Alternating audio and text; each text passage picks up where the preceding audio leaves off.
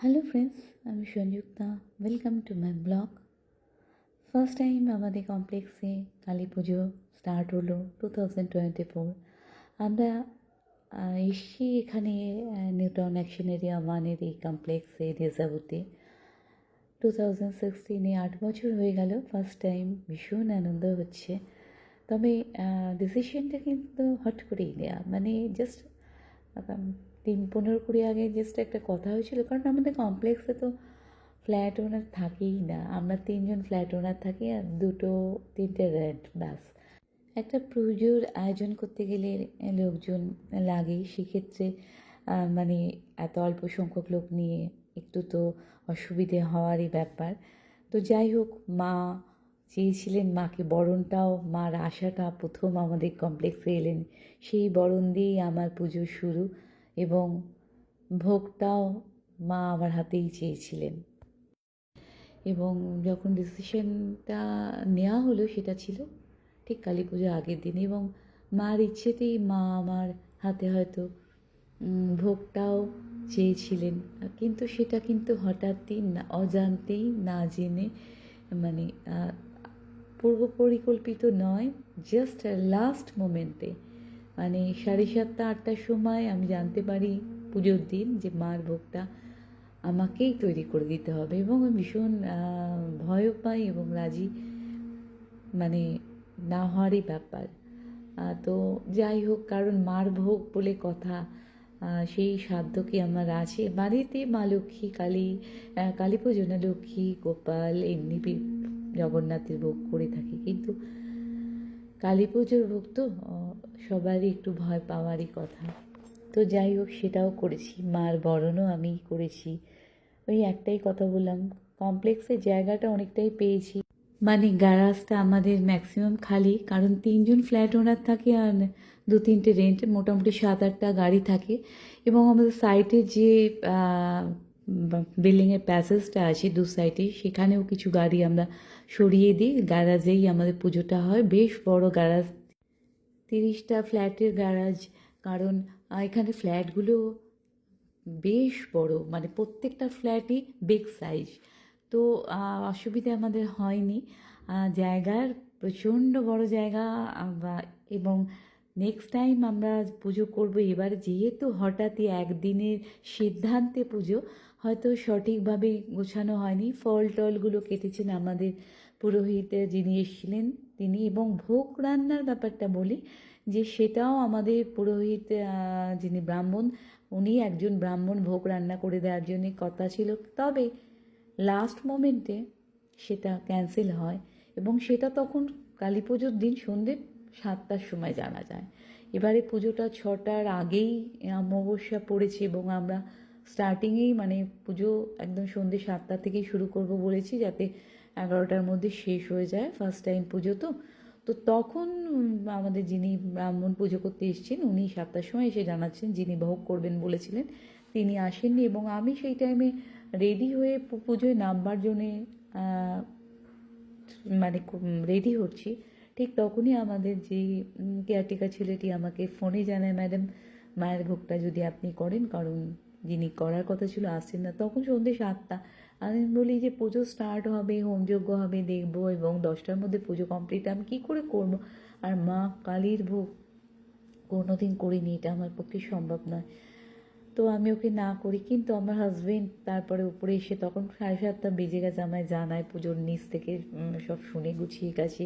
কারণ আমার হাজবেন্ড এবং আরেকজন ফ্ল্যাট ওনার, তারা দুজনেই আগের দিন থেকে যখন ডিসাইড, দুজনেরই সিদ্ধান্ত ঠিক করেছিল পুজো করব। এবং তিনিও, তার নামটি না বলে পাচ্ছি না, শ্যামল দাই যিনি বসে আছেন, তিনিও অনেক সহযোগিতা সব সময়, সব কিছু। যদিও আমাদের ফ্ল্যাটের হেল্পিং হ্যান্ড যারা কেয়ারটেকার, সিকিউরিটি আছে, তারা সমস্ত ফল বাজার, দোকান A to Z জিনিস আনা নেওয়া সবই করেছে, তাদের পরিশ্রম, অক্লান্ত পরিশ্রম করেছে, লাইটিং সব কিছু।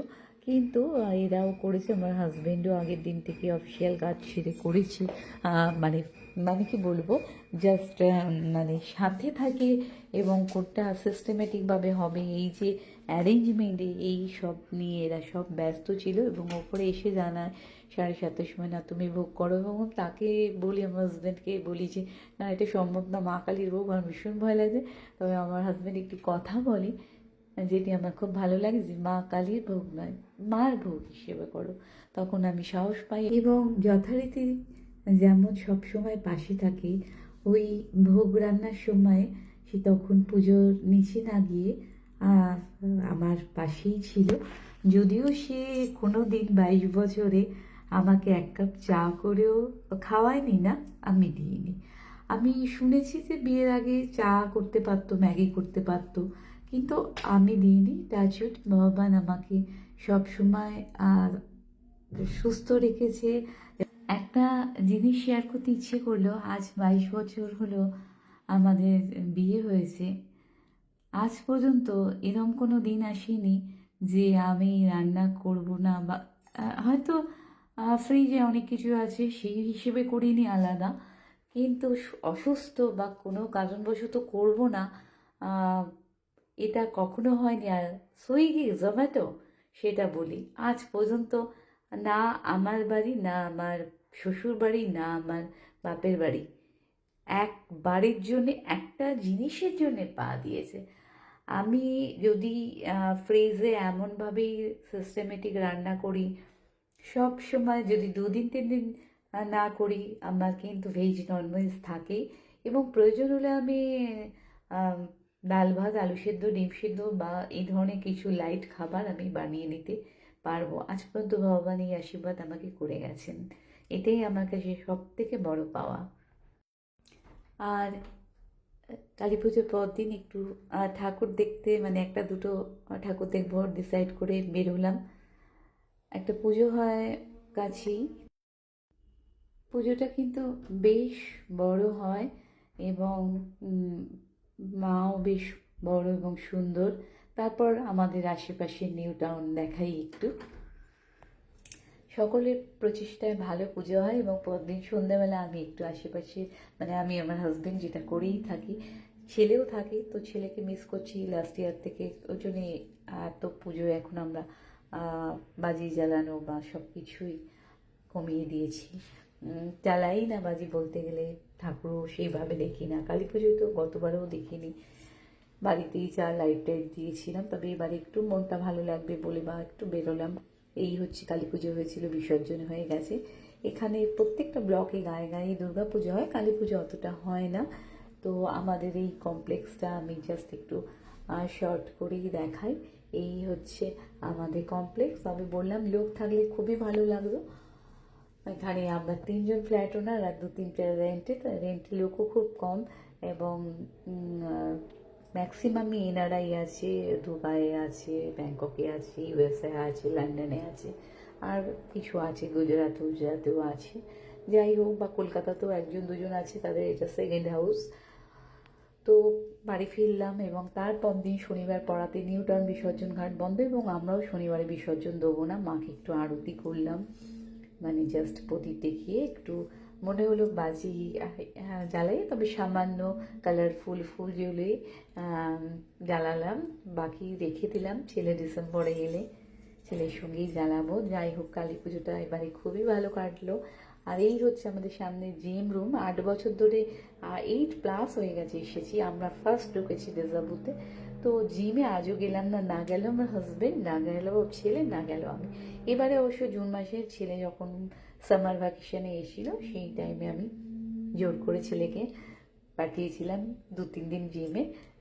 আর ও তো ড্রাইভিং 18+ হয়েছে বলে ওকে আমি দিয়ে দিয়েছি, তাই সময়ও পাইনি। দেখা যাক, ইচ্ছে খুব হয় জিম করি, তবে আমাদের ফ্ল্যাট ওনারও নেই, কেউ আসে না, একা একা কি জিম করব, তাই আর যাওয়া হয় না। আর এই টুকটাক বাজি টাজি জ্বালিয়ে পরদিন বিসর্জন হবে, মনটাও খারাপ। তো বিসর্জনের বরণও আমাকেই করতে হবে জানি। তবে ফ্ল্যাট ওনার বেশি থাকলে খুব আরও বেশি এনজয় করতাম। তবে আমরা ঠিক করেছি নেক্সট টাইম পুজোটা সিস্টেমেটিক, খুব সুন্দর। যদিও এবার পুজো খুব সুন্দর হয়েছে, আমরা খুব খুশি, আমরা খুব স্যাটিসফাইড। আমাদের হেল্পিং হ্যান্ড যারা খুব ভালো সহযোগিতা করেছে, আশা করি ভুল ত্রুটি হয়নি। সমস্ত নিয়ম বিধি মেনে ঠিকঠাক আমরা পুজো করেছি। তবে এর পরের বছর থেকে পুজো আমাদের পাল্টে যাবে। তবে ভালো লাগতো যদি অন্তত 50% ফ্ল্যাট ওনারও এখানে থাকতো, খুব বেশি এনজয় করতাম। পরদিন সানডে মার সন্ধ্যেবেলা সকালে একটু ভোগ দিয়েছিলাম, মোহন ভোগ করে নিজের হাতে। আর মা আছে, ভোগ দেবো না হয় না, তো এই বরণ চলছে। আর বরণের পর বিসর্জন ঘাট তো আমাদের নিউটনে খুব সুন্দর সিস্টেমেটিক। আমি এর আগে বহুবার, মানে বহুবার বলতে দুবার বিসর্জন ঘাটে গিয়েছি এবং ওখান থেকে ফেসবুক লাইভ করেছি এবং ভিডিও করেছি। তো মার বরণ করে তারপরে মাকে বিদায় জানাবার সময় এসেই গেছে। মন তো খারাপ হবেই। আর এই মুহূর্তগুলো কিন্তু খুব সুন্দর মুহূর্ত, এগুলো অবশ্যই ক্যামেরা বন্দি করতেই হয়, না করে মানে কি বলবো। আজ যাওয়ার আগে মাকে যে একটু ধূপ ধুনো দিয়ে সুন্দরভাবে মাকে বিদায় জানানো। মন কিন্তু ভীষণ খারাপ লাগছে।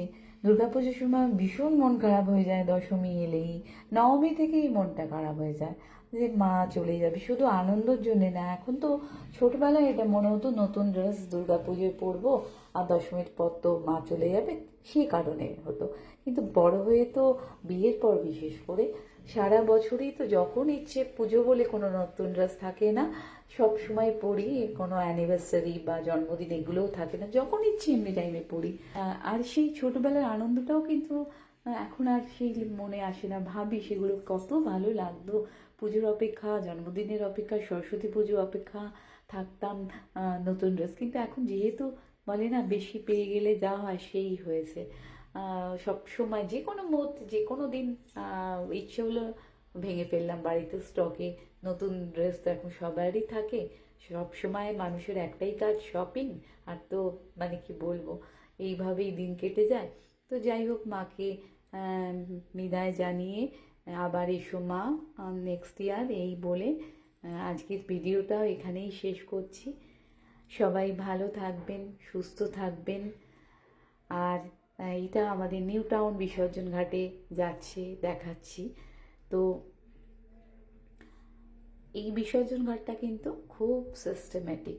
এখানে কিন্তু একদম পুলিশ দিয়ে সিস্টেমভাবে দুজনের বেশি ঢুকতে দেওয়া হয় না। যাদের পুজো এইভাবেই তৈরি। আমরা তো আগে বিসর্জন দেখতে গিয়েছিলাম, এখানে যেতেই পারিনি। তো আজকের ভিডিওটা এখানেই শেষ করলাম।